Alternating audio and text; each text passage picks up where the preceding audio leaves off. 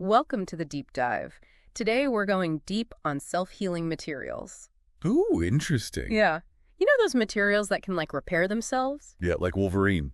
Haha, kind of. We're actually basing this whole deep dive on the Wikipedia article on self-healing material. Oh, cool. Yeah, and we're going to unpack everything it says about how these materials work and their potential applications. It's pretty mind-blowing stuff. It really is. And you know what's really cool is that the self-healing materials aren't even a new concept. Really? Yeah.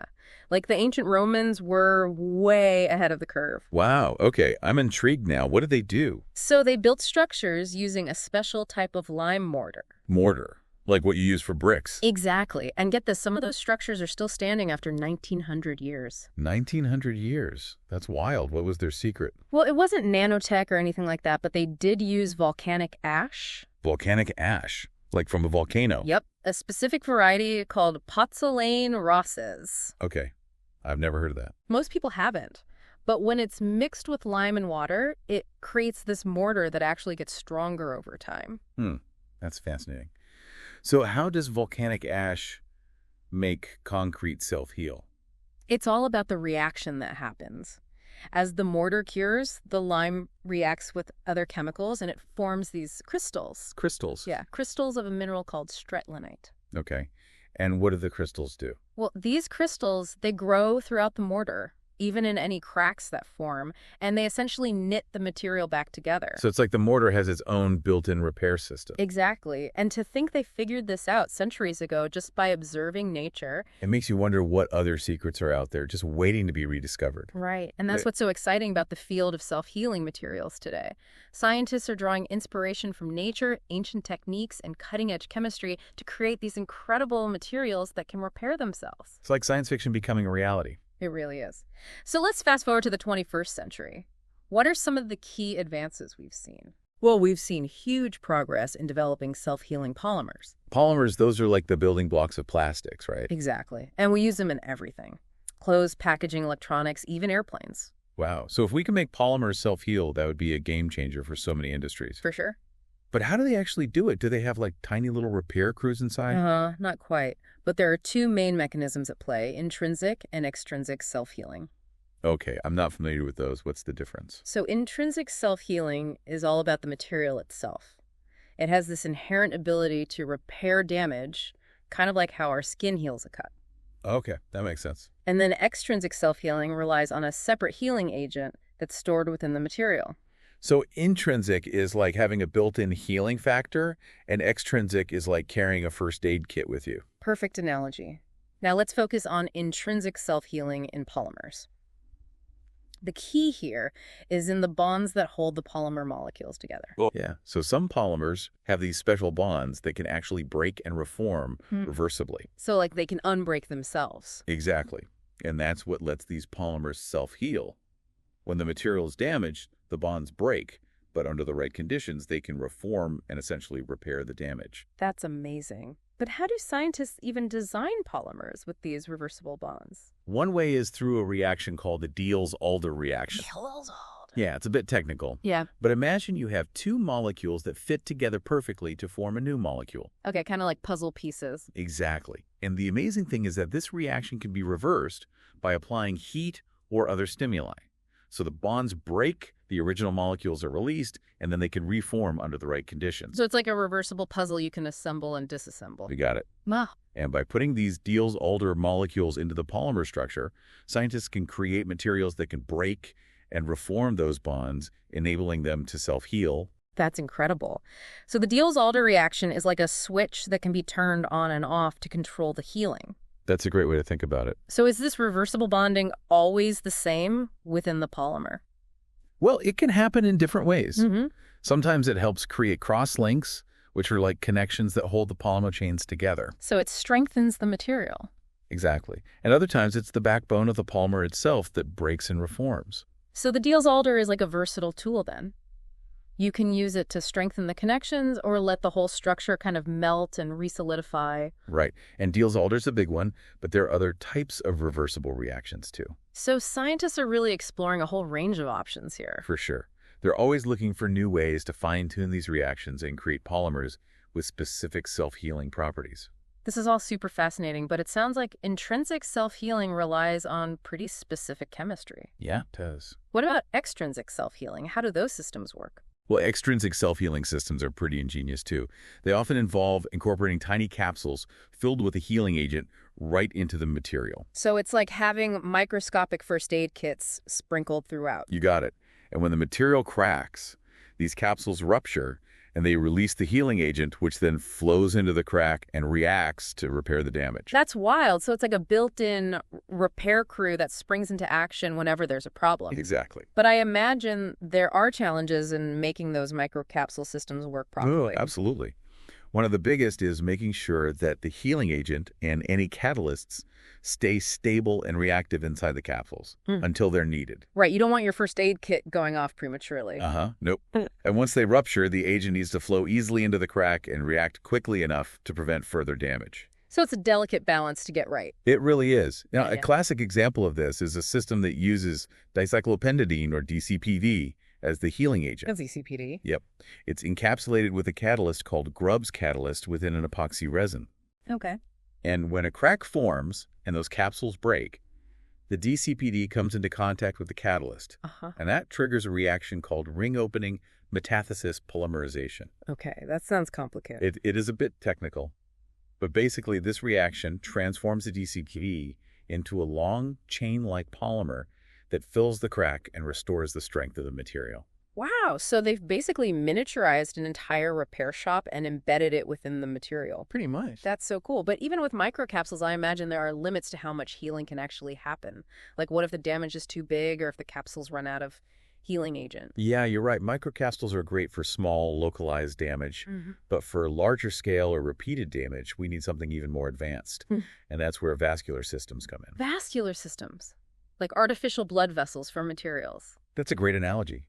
Vascular systems are networks of hollow channels embedded in the material, and they act as pathways for delivering healing agents to the damage. So it's like having a plumbing system for repairs, delivering the healing agent directly to where it's needed. Precisely. And some vascular systems can even be refilled, so you can do multiple repairs over time. Wait, refillable healing systems. Okay, now we're really getting into science fiction territory. I know, Rip. We definitely need to unpack that more. But I think our listeners could use a little break to process all this incredible science. Yeah, probably a good idea. Join us in part 2, where we'll dive deeper into these fascinating vascular systems and even venture beyond polymers to see how other materials can achieve self-healing superpowers. Welcome back to the Deep Dive.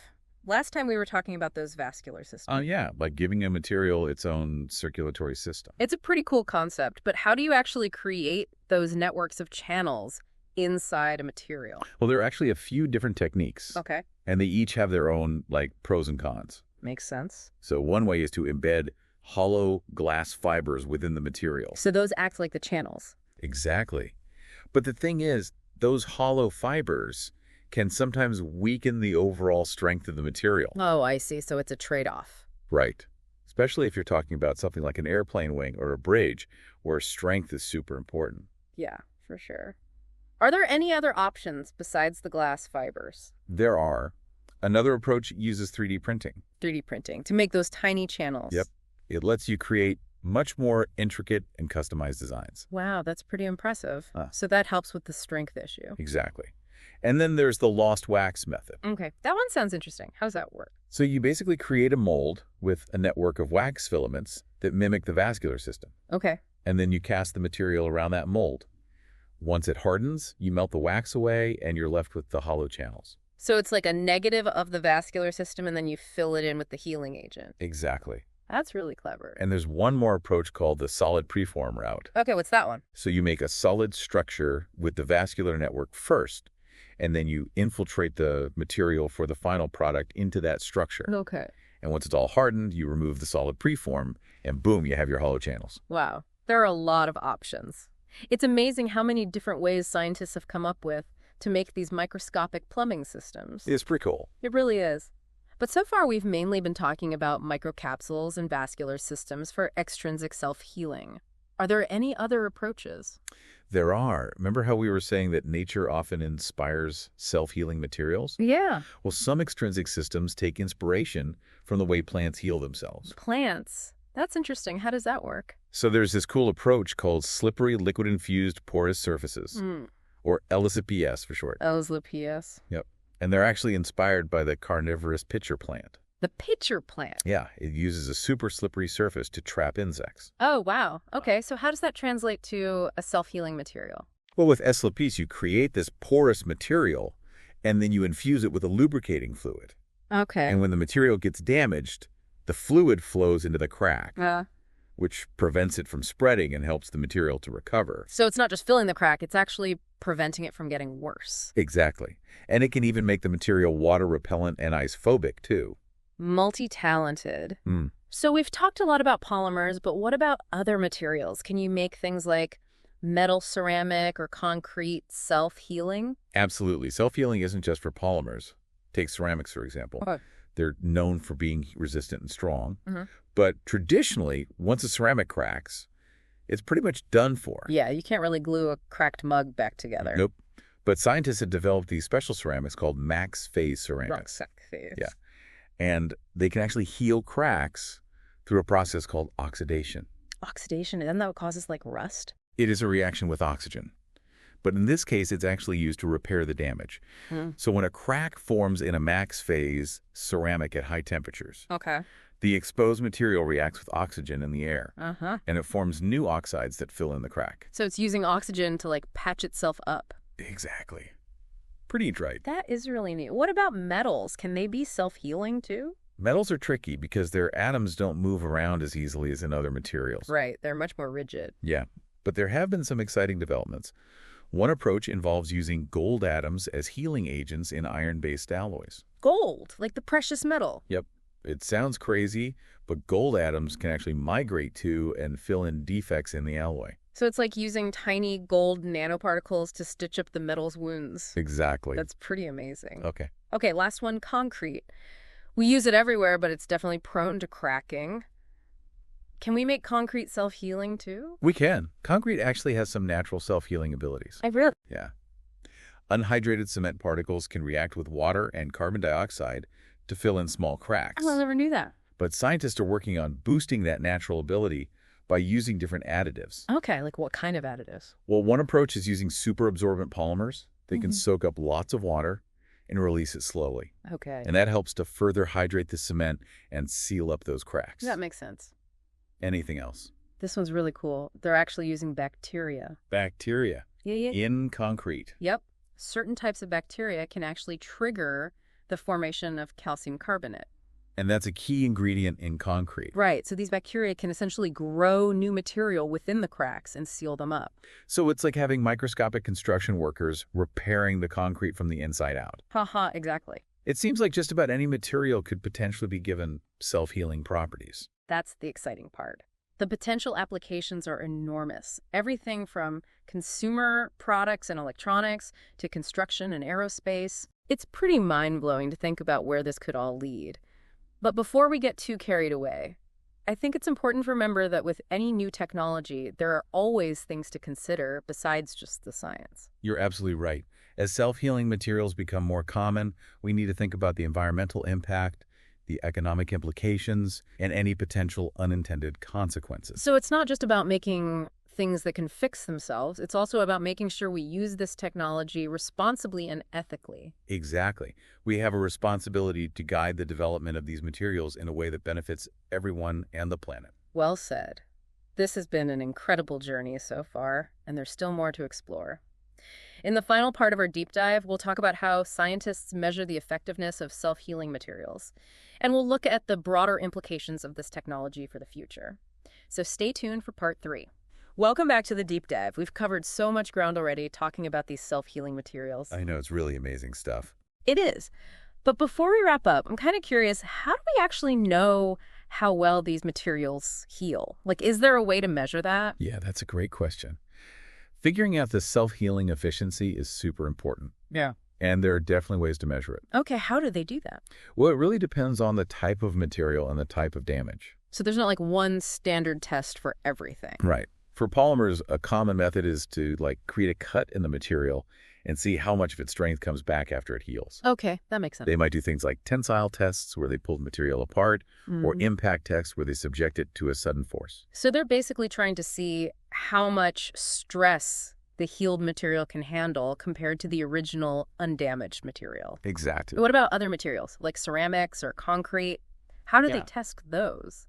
The idea is the same, but the tests are a little bit different. Mm. For ceramics, they might create tiny cracks Mm. and then see how well those cracks get filled in and how much strength is recovered. And for concrete, they often measure the water permeability after the cracks have healed. Water permeability, what does that tell them? It shows how well the cracks have been sealed. If the permeability is low, it means the water can't get through as easily. So that's a good sign. Oh, I see. So it's all about finding the right way to challenge the material and see how well it can bounce back. Exactly. So this is all really cool science, but I'm wondering, are any of these self-healing materials actually being used in real-world applications yet? Or is this still mostly in the lab? It's definitely moving beyond the lab. Mm. There are already some pretty exciting examples out there. Oh, really? Like what? Well, in the automotive industry, they're using self-healing coatings to protect cars from scratches and corrosion. Wow. So a car that can heal its own scratches? That would be Yeah. amazing. Right. And in aerospace, they're exploring these materials for aircraft components, Yeah, which could potentially make them safer and less expensive to maintain. makes sense. What about electronics? Are they using them there too? Oh, yeah. They're using self-healing polymers in things like flexible displays and circuits, so our devices can be more durable and reliable. So we're already starting to see these materials pop up in all kinds of everyday products. Absolutely. And this is really just the beginning. As research progresses, I think the possibilities are just endless. It's pretty mind-blowing to think about where this could all go. It is. But I think it's important to remember that as exciting as this technology is, there are also some things to consider beyond just the science. Oh, yeah, for sure. What kind of things? Well, we need to think about the environmental impact of producing and using these materials, Mm-hmm. and also the economic implications. Hmm. And of course, we need to be mindful of any potential unintended consequences that might arise. So it's not just about making things that can fix themselves. We also need to make sure we're using this technology responsibly and ethically. Exactly. We need to guide the development of these materials in a way that benefits humanity and the planet as a whole. Couldn't have said it better myself. This deep dive has been absolutely fascinating, and I really appreciate you taking the time to walk us through it all. It's been my pleasure. And to all our listeners out there, thanks for joining us on this journey into the world of self-healing materials. It's a field that's constantly changing, so keep your eyes peeled for new breakthroughs because who knows what the future holds. This is the Deep Dive signing off.